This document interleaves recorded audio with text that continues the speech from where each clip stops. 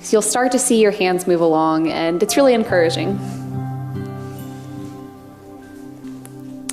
So while you're pulling to get into these stretches a little bit deeper, you always want to make sure you're pulling from the right place.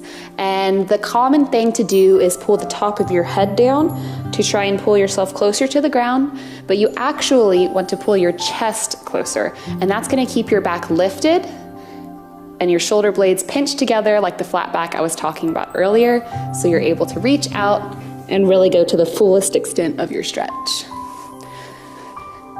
So for now, make sure you're pulling your chest out and think about trying to get that pulled down all the way to the ground. Okay, so now we're going to stretch each side, and in a normal straddle stretch, we could stay here and then fold over to each side, but to make it a bit easier, we bring our opposite leg in and then go over. So you want to grab onto your leg and pull your chest closer as you stretch, and you want to make sure you're keeping that back flat. You will be able to reach farther if you arch, but you're losing all of that nice stretch in the back of your leg, all through your hamstring if you do so. So fight for that flat back and try and get that chest to your knee.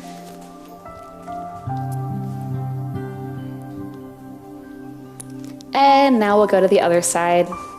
So we'll switch, bring our other leg into our thigh, and then fold over.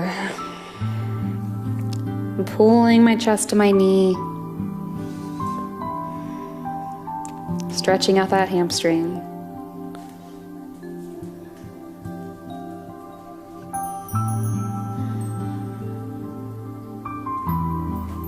Trying to keep your back as flat as you can. And come back up and to the center. Let's do the middle stretch one more time. So we'll bend our knees and come forward. Maybe notice that you've made a little bit of an improvement, a centimeter or two. Each time you do it, you should feel a little bit more comfortable.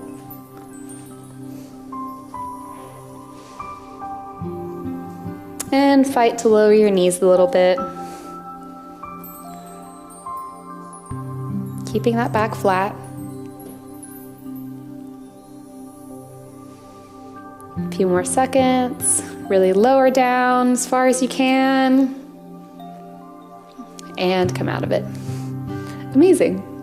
So now we're going to bring our feet into the middle for a butterfly stretch.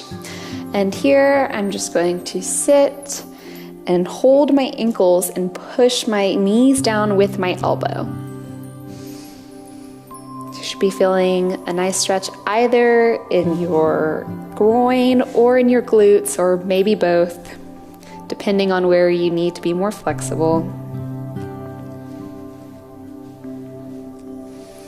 And we're gonna fold over, and in this stretch it's okay if you let your head go and you arch your back. It's one of the few. Really pulling yourself down. And now we're gonna do the opposite and try and stretch out and keep that back as flat as we can. Pushing that chest out, really stretching out those hips. And come back up. So the next thing that we're going to do is going to be a pike stretch, and I'm gonna move sideways for this so you can see me better. So the key to doing this is having your hips all the way underneath your body and your back up straight behind you. If you're unable to sit up straight, then you want to keep your butt above your feet. And there are a couple different ways that you can do this. The easiest way, using only your body, is to actually come up onto one knee and extend the other one in front of you so that you can start to lean forward. That'll make it a lot easier. You just have to make sure that you do it on both sides. You can also be in a pike with either a low chair or maybe a few towels stacked underneath you so that you're lifted above your feet. So for now, I'm going to stay seated here on the mat, but if you need to go and grab a chair or something else to sit on, go ahead and do that now. So I'm going to lean forward, grabbing as far down on my legs as I can. And if you are here and you're sitting up super straight and